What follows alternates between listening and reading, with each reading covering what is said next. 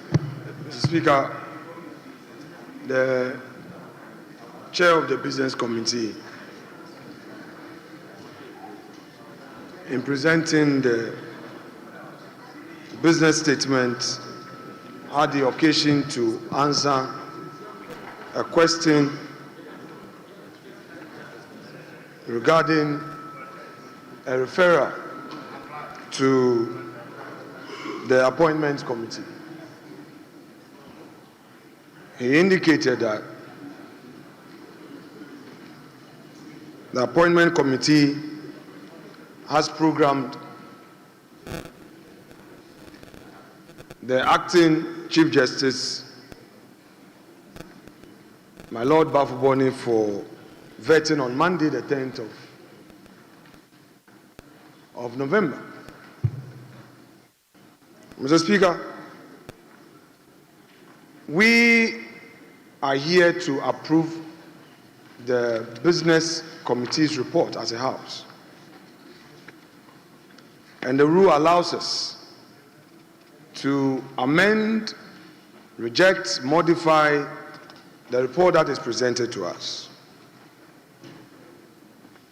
It is my contention that in view of precedents of this House, in respect of matters involving the rule of sub judice, this House cannot be invited to accept the vetting of the nominee for the office of Chief Justice, when indeed there are pending constitutional matters before the Supreme Court of this Republic and before the ECOWAS Court of Justice. Mr. Speaker, just for the avoidance of doubt and to lay a proper foundation for the submission I heretofore make, I shall rely on the official report of this House dated the 5th of March 2025. I will start from column 140 and read portions of column 142. Quote, Mr. Ayariga, Mr. Speaker, that is the point I'm making. The point I'm making is that there are two grounds on which I'm raising the objection. The first ground is that under our Constitution, we must not interfere with the work of the judiciary. So if the judiciary is already seized with a matter, Parliament should not also take up that same matter and refer to it as Human Rights Committee. Parliament would be interfering with the work of the judiciary. Under the Constitution, we owe the judiciary a duty not to interfere with their work. And my argument is that we taking up the matter and referring it to our Human Rights Committee to also inquire into what would be interfering with the work of the judiciary. That is my first argument. I recognize the Chief Whip. Very well, Mr. Speaker. For some time. You may recognize him. Speaker, may I humbly draw your attention to Order 71, Rule 1, 2, and 3. Speaker, the business before the House is the presentation of the business statement and comments arising therefrom. Mr. Speaker, the minority leader on his feet is not addressing matters arising out of the business statement. Please, please, please, please, please, please, please.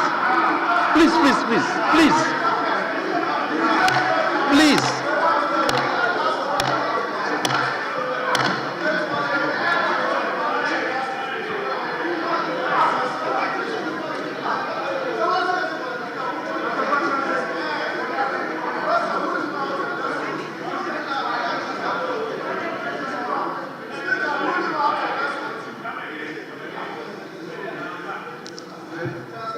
Honorable Deputy Whip, are you on point of order against point of order? Point of order against point of order? Mr. Speaker, I have not yielded. Mr. Speaker, these are very serious matters. The minority leader, instead of speaking to matters arising out of the business statement read, he is seeking to bring in a matter that is before the court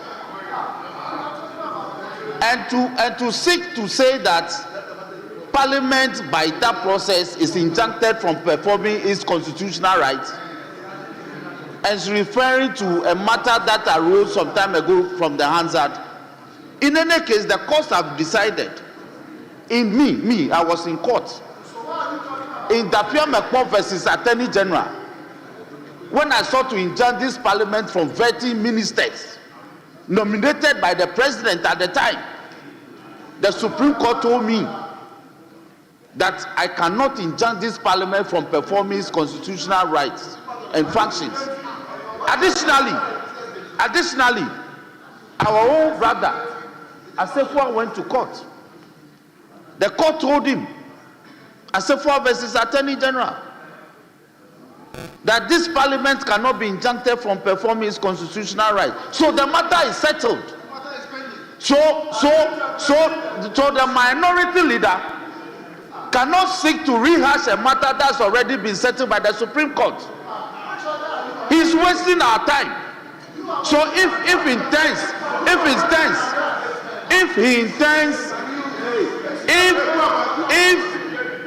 Mr. Speaker, if the minority leader intends to raise an issue arising out of the business statement, if you don't want to listen, others are mindful of listening. It should do so.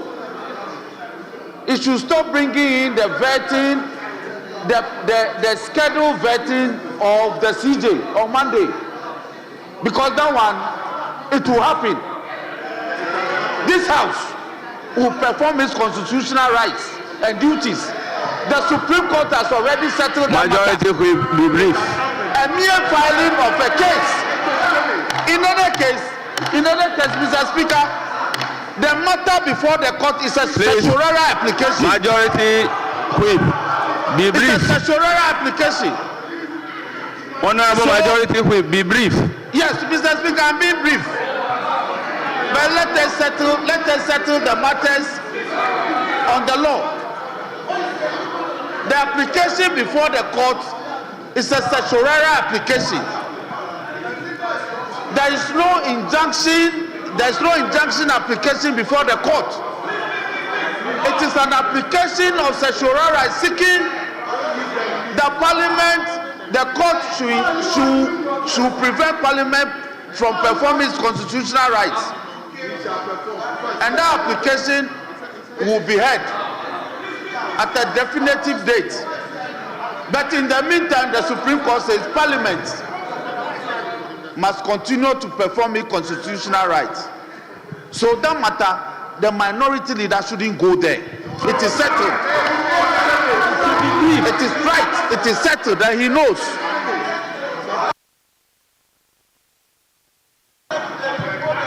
Honorable members, I intend to give the floor to Minority Leader to conclude.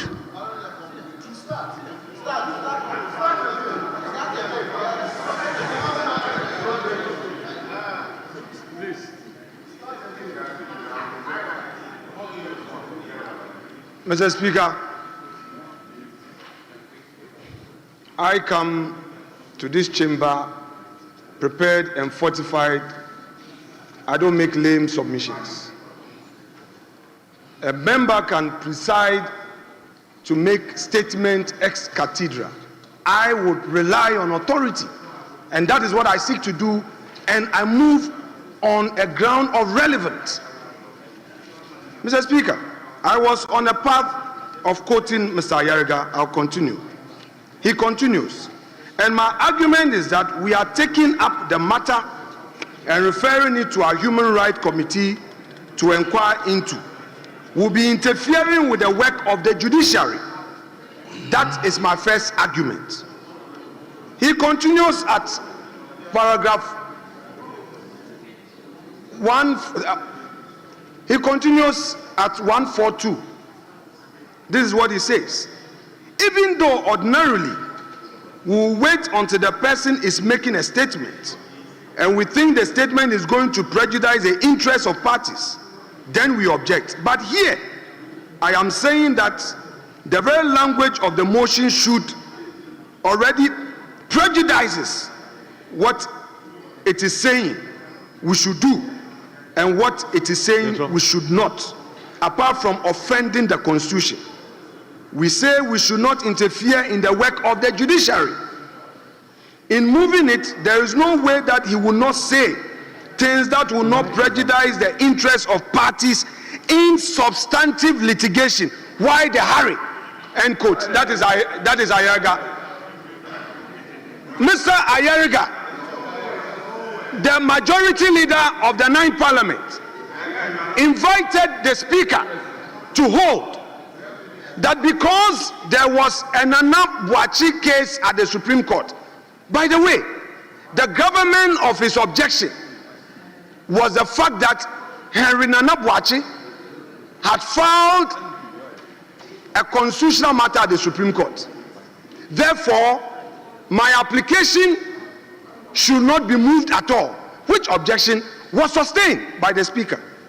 Now let us hear the Speaker, what he said in his ruling. Quote, honorable members, the motion, private members motion number 16 at page 6 of today's order paper was scheduled to be moved today. Then he continues, the Speaker may, in particular case where it is quite obvious, refuse to admit a motion, especially when it is covered by a clear-cut case. For example, if you put forward a motion affecting a matter which is pending in court directly, and it was brought to the knowledge of Mr. Speaker, he is bound to draw attention to the fact that such a motion cannot be properly debated by the House and therefore cannot be accepted. But it does not follow that in every case where motion is accepted and listed, the Speaker has necessarily gone through the motion, deciding every issue or propriety involved in that motion. The Speaker continues in his ruling.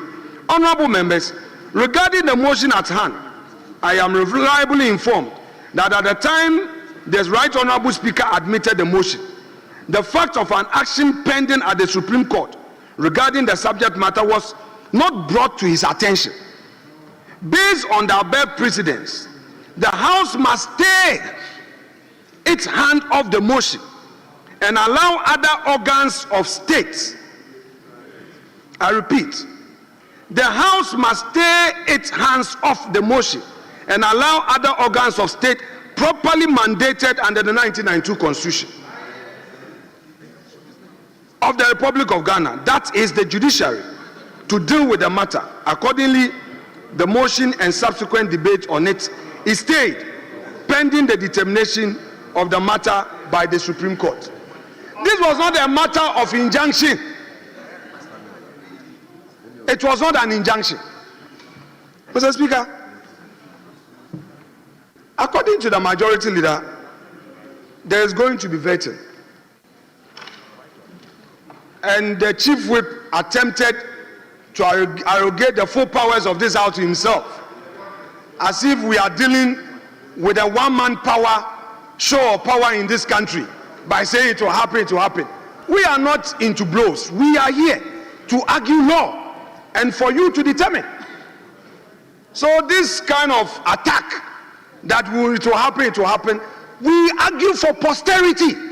Democracy and practice is for posterity. So they should take it easy. Mr. Speaker, let me draw your attention to detailed provisions in our orders.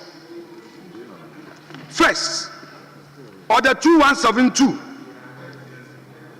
on the subjudice rule, Order 103F and 123.1, and on the Speaker's control of the business of the House, guided by Order 2164. Mr. Speaker, None of these expressly contemplate the coexistence of an active constitutional dispute over legality of vacancy. The vetting that is being announced seeks to fill. We have a situation at hand. One is procedural under Order 217 that empowers the appointment committee to consider a nomination when the existence of the vacancy itself is sub judice. Are we going to do that? That the appointment committee, knowing that there is a sub judice matter, will still proceed to consider the vetting, whereas the Constitution itself contemplates that the office of Chief Justice will never be vacant. That is why even when the woman was originally suspended, there was an acting Chief Justice. So there should be no hurry.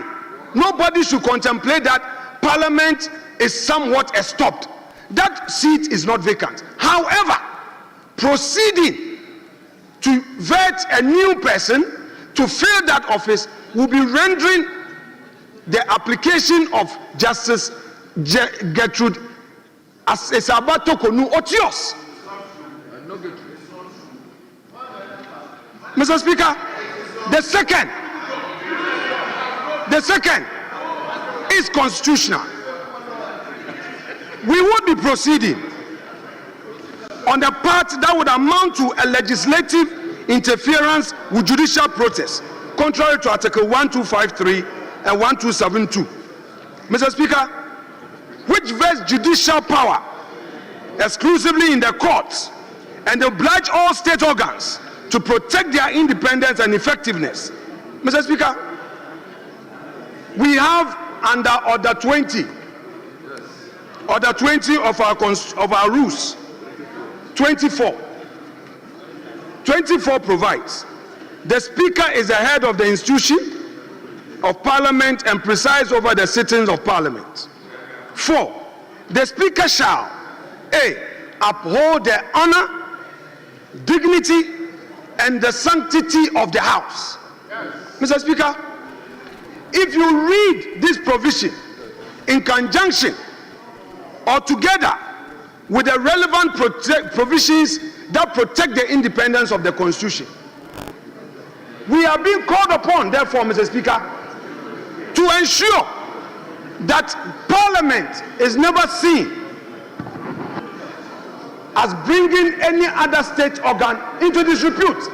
You sit there, Mr. Speaker, have a duty to uphold the honor, the dignity and sanctity of the House. If this whole Parliament, in view of its own precedents, not long ago, in March, when Afenyo Markins and Habib Idrisu and Vincent Assefa had an application, which application was to determine a governance and practice issue, the majority leader argued strenuously that indeed that matter has a constitutional arm, had a constitutional issue attached thereto. Therefore, I should be restrained from moving the motion. Mr. Speaker,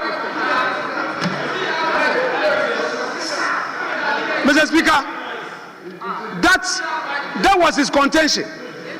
Much as Mr. Speaker, much as I argued that the matter before the House had nothing to do with the court matter, the House still ruled. By your very good self, Mr. Speaker, you presided. Mr. Speaker, you presided and told us that indeed, because the matter was before courts, we cannot take the motion. Mr. Speaker, let me refer to Eskime, the 5th edition, Eskime, the 26th edition, Eskime, paragraph 2011, I quote, "The House has resolved that no matter awaiting adjudication by a court of law should be brought before it." The matter, if the matter is awaiting adjudication, this House must stay its hands. That is the law. That is the practice. Mr. Speaker, how then would the majority leader, in coming with a business statement, invite us to accept as part of the business statement the vetting of the nominee on Monday the 10th of November, when he is aware that the ECOWAS court has scheduled the 18th of November for the ruling in the matter brought before it. What does this house want to hurry to? Why are we in a haste? To render the outcome of the case nugatory, otious, to deny the woman, the Chief Justice of the Republic, her right to occupy her office?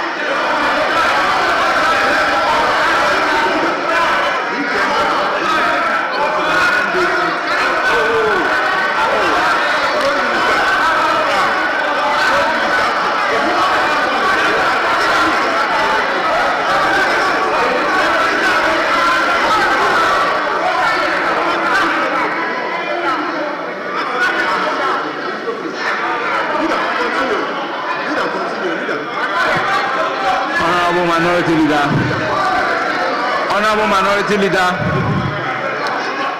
Honorable Minority Leader, kindly conclude. Mr. Speaker,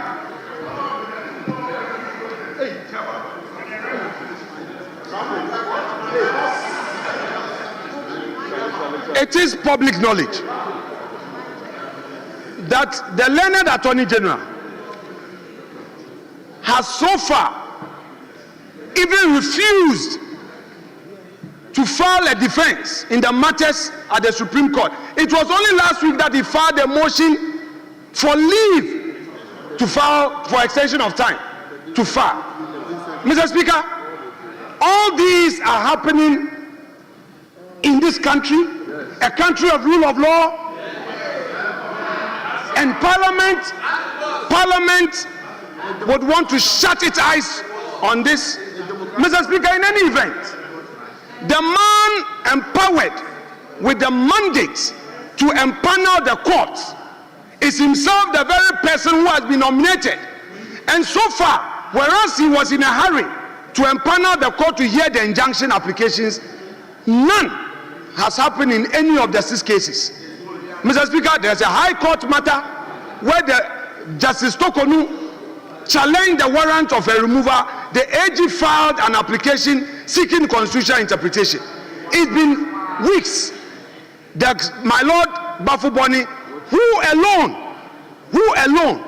has the power to empanel the court, has not empaneled the court. In fact, none of the cases involving my lady Tokonu, as well as our respected colleague Vincent Asefua, has received the blessing of the court for the purpose of hearing.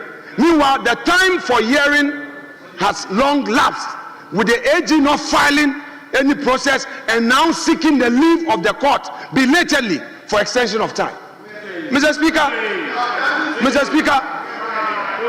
I dare submit that the man who is going to be nominated himself is conflicted. He is in conflict. How can you, who knows that office, the occupant, is being denied her human rights, and you are supposed to empanel, you are refusing to empanel, yet this house should bless you with the benefit of vetting. Mr. Speaker, the majority leader cannot invite us.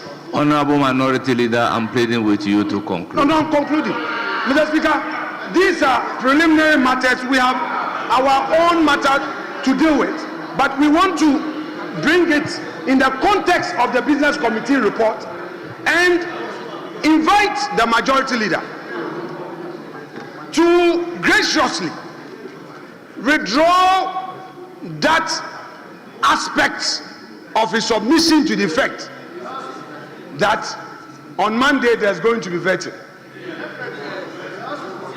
We will not support a report, that business committee report, that has an aspect that says that there's going to be vetting. Mr. Speaker, in any event... Honourable Minority Leader, do you have the business statement? Mr. Speaker... The business statement Mr. Speaker, report. with respect, the business statement, when a member... Mr. Speaker, I've been a majority leader before. When the business statement is presented and questions are asked and inputs are made, and the majority leader and leader of government business, and for that matter the chair of the business committee, confirms certain provisions, it becomes part of the report. That is it. Yes. So, Mr. Speaker, don't take me to that part.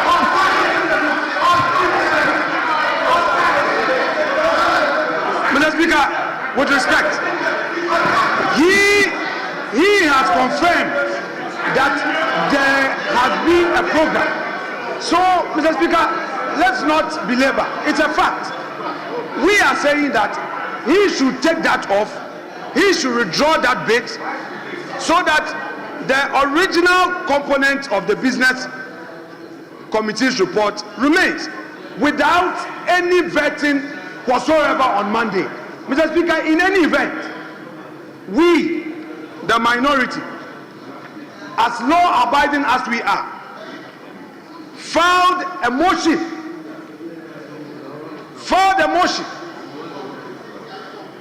several days ago, and I've done several follow-ups. Mr. Speaker, our minority should not be taken for granted. It should never be taken for granted.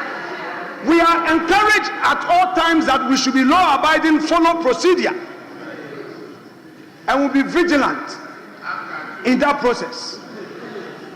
So, Mr. Speaker, awaiting all of this, the majority leader cannot just announce to us that Justice Araba Esabato Konu's prayer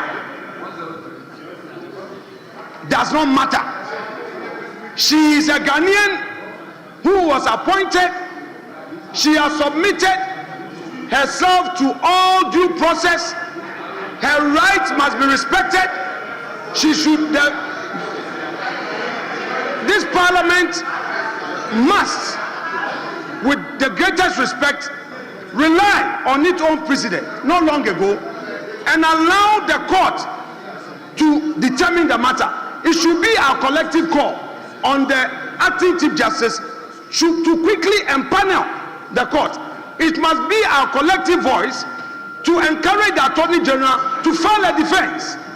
It must be our collective voice to encourage the Attorney General to go to the ECOWAS court and file a defense, rather than we being threatened by the chief whip of the majority that vetting will happen with all his might. We are not dealing with might. That vetting will not happen. It will not happen. You must follow due process. Follow the law. Do the right thing. We, the minority, will not shut our mouth. You can follow due process.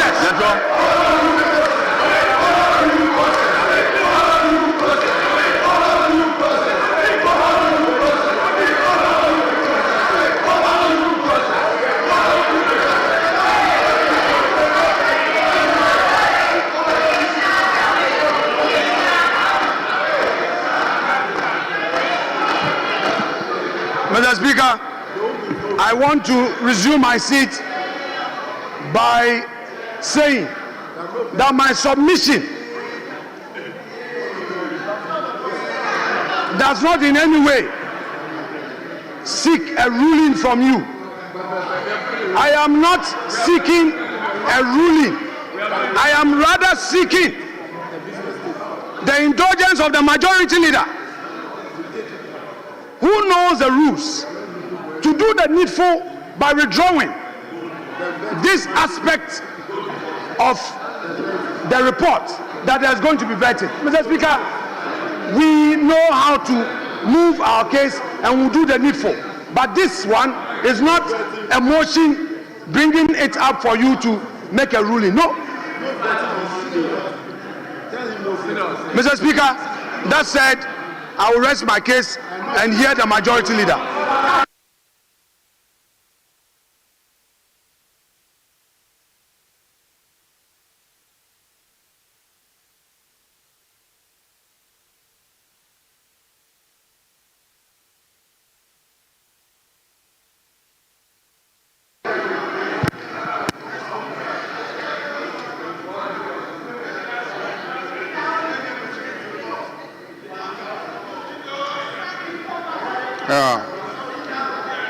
Right, Honorable Speaker.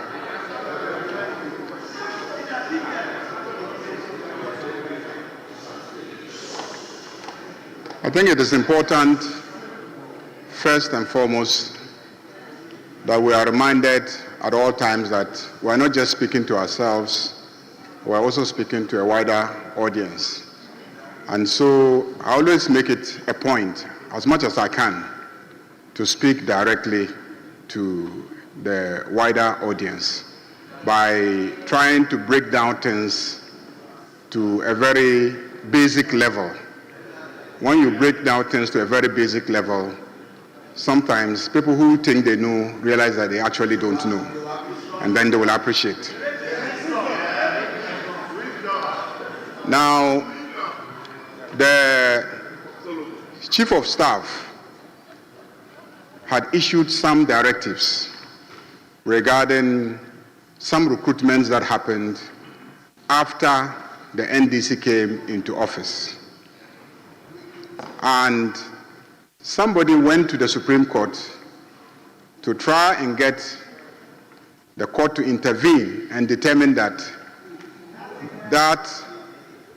action of the Chief of Staff was unconstitutional, it was wrong, it was a violation of the rights of those individuals. Then the minority leader brought a motion to this House, urging this House to take some decisions regarding the action of the Chief of Staff. So I raised an objection on the grounds that because someone has already gone to court to vindicate the rights of the people who were dismissed, it will amount to interference in the work of the courts for this parliament to also go into that matter. This parliament was asked to act in a matter that was quasi-judicial. Quasi-judicial. Once a judicial process was already underway. And so I said, you will be interfering in the work of the courts if they have started a judicial process of determining the rights or otherwise of those dismissed. Then you also come to this parliament and say we should also start another process of determining the rights or otherwise of the same people. That will interfere in the work of the judiciary, because their main responsibility constitutionally is to vindicate rights. We primarily are to enact legislation, hold the executive accountable, and sometimes hold the judiciary also accountable. So our position is secondary to that of the judiciary in this matter. That was the context, and that is how the Speaker concluded that I was right in that instance, and therefore your motion should not be admitted. Now let's come to this present instance about the Appointments Committee. In this instance, you are saying that a referral that has been made by the Speaker to a committee of this House to exercise a function that constitutionally us dealing with those matters, no one anywhere can stop Parliament from dealing with those matters until Parliament has completed the process of dealing with that matter. You understand? The Supreme Court has said that severally, and he just cited two cases 2 cases in which members of this house have gone to the Supreme Court to try and get the Supreme Court to order this house to stop considering matters that the house was considering on the grounds that they felt it was unconstitutional for Honorable Minority Leader.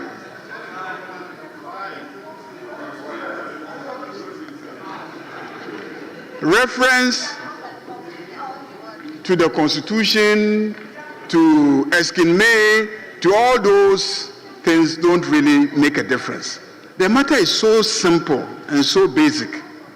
The Supreme Court of Ghana has said that when this parliament is engaged in its primary responsibility, it will always allow this parliament to go through that process to the end.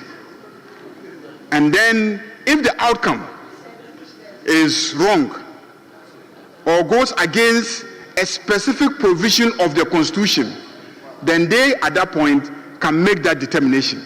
But once they are seized with jurisdiction and they are dealing with the matter, they will not interfere. I haven't seen a ruling changing this position of the Supreme Court. So as for ECOWAS, yes, even ECOWAS court will always tell you that you should have fully exhausted local remedies before you come to the ECOWAS court. So if you are already in the courts of Ghana trying to vindicate your rights, you haven't finished in Ghana, then you jump to Abuja. You jump to Abuja when you have not yet exhausted local remedies. I'll be surprised if ECOWAS court delves into your matter. I'm saying this because I have been a member of ECOWAS Parliament for close to a decade, and I know how that court functions. So I can assure you, without making any pronouncements now, that the principle at the ECOWAS court is that you must have exhausted local remedies before you go to ECOWAS court. Mr. Speaker, I plead with my colleagues. I know that the circumstances surrounding the removal of the former Chief Justice is a matter that especially my brother, the Minority Leader, has fought. He has embarked on street marches.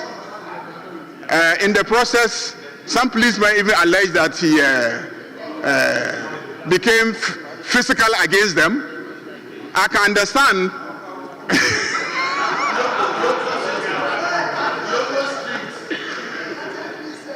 I can understand that this is a matter that he is personally very passionate about. Majority Leader, conclude.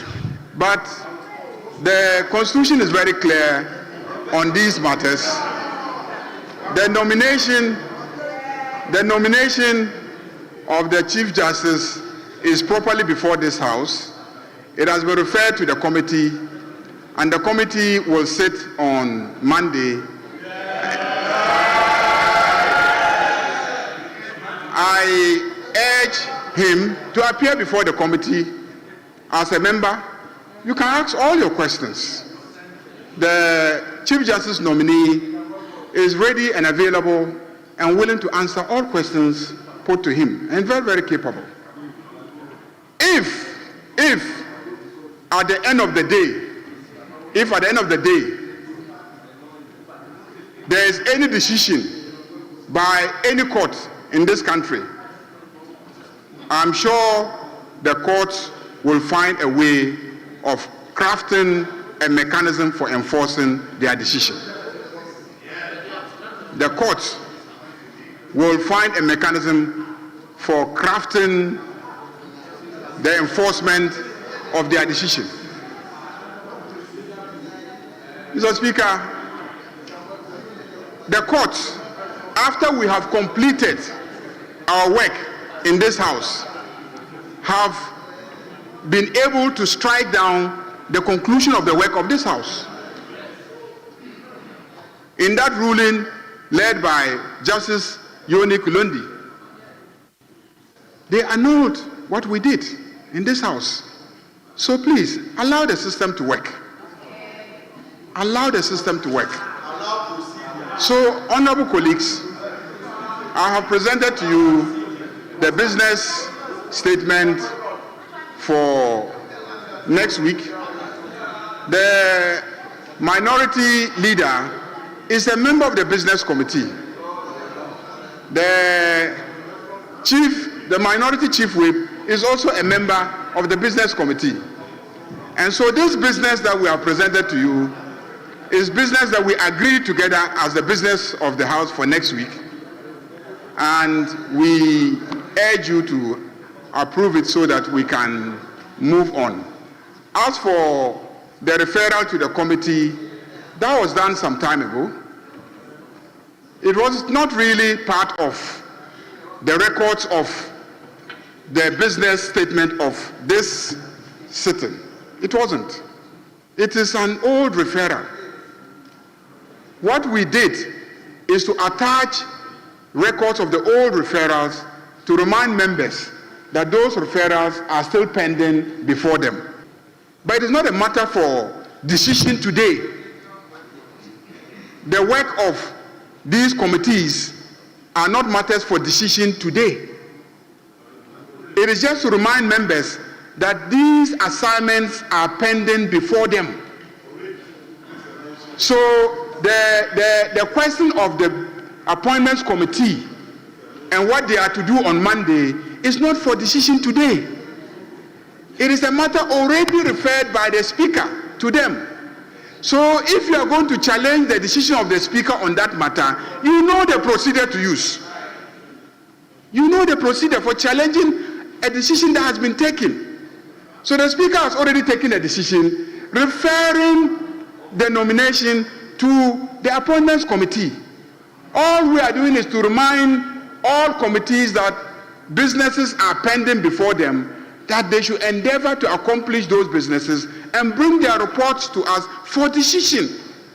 So you cannot get up and like somebody did in secondary school exams, where the question was, what is a tree?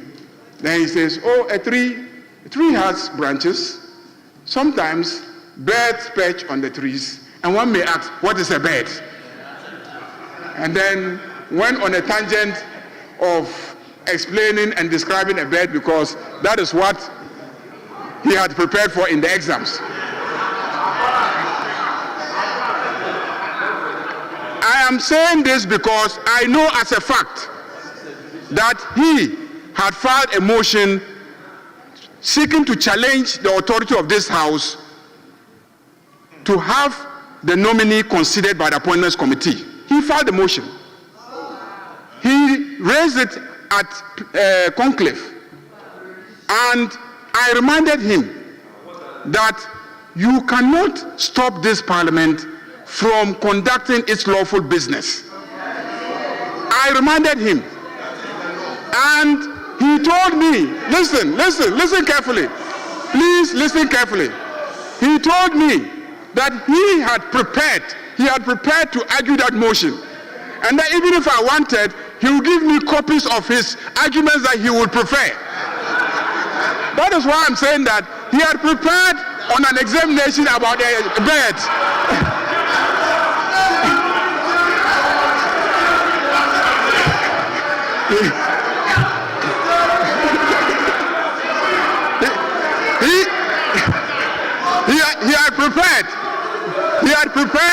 He had prepared to argue. He had prepared to argue a motion. He had prepared to please listen. He had prepared to argue a motion. He had prepared to argue a motion on the constitutionality of this House, considering the nomination of the Chief Justice. So even though that motion is not properly before this House, and what is before this House is the business statement for the ensuing week, he decided to argue his motion. Honorable Majority Leader conclude. Kindly conclude. So, Mr. Speaker, I think that the issues that he has raised are not properly before us. There's no issue about the sitting of the Appointments Committee.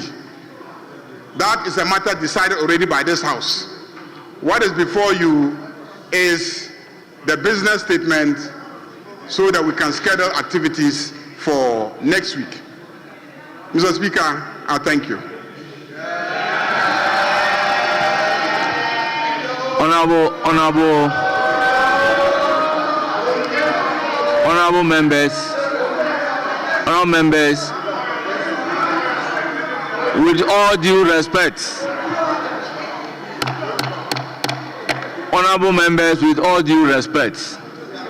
the minority leader in raising the issue indicated that he's not calling on the speaker to make a ruling.